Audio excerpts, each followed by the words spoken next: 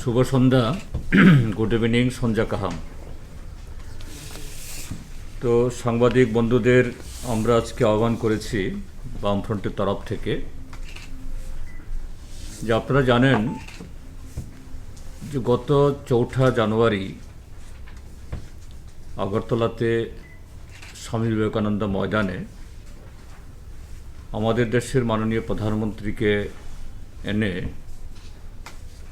যে জনসভা করা হয়েছে, সেই জনসভার পর থেকে রাজ্যে কোভিড পরিস্থিতি এটা ভয়ঙ্করভাবে ছড়িয়ে পড়ছে। এটা এই নয় যে 4 তারিখে এরকম কোভিড সংক্রমিত হওয়ার আশঙ্কা শুধু তখনই ছিল, তার আগে থেকেই যে নতুন করে যে কোভিডের প্রবাহ, বিশেষ করে ওমিক্রন নামে যে নতুন ভ্যারিয়েন্ট, নতুন সংস্করণ, এটা ছড়িয়ে পড়ছিল। তো কেন্দ্রীয় সরকারও সময়ে সময়ে এ সম্পর্কে রাজ্যগুলোকে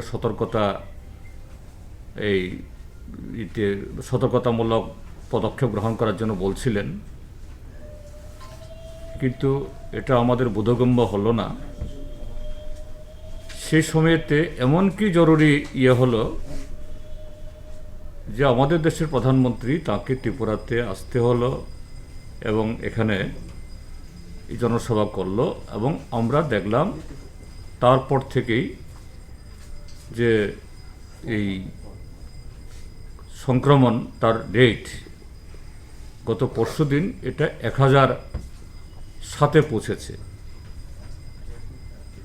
গতকাল আবার পরীক্ষা, যেটা এক সময়তে 15-16 হাজার হতো, এটা কমিয়ে দিয়েছে, এটা নেমেছে, অর্থাৎ কৃত্রিমভাবে এটা কমানো হয়েছে।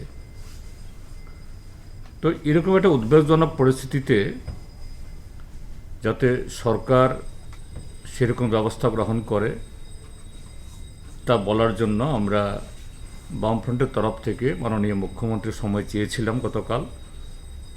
তিনি আজ বিকাল 3টায় আমাদেরকে সময় দেন।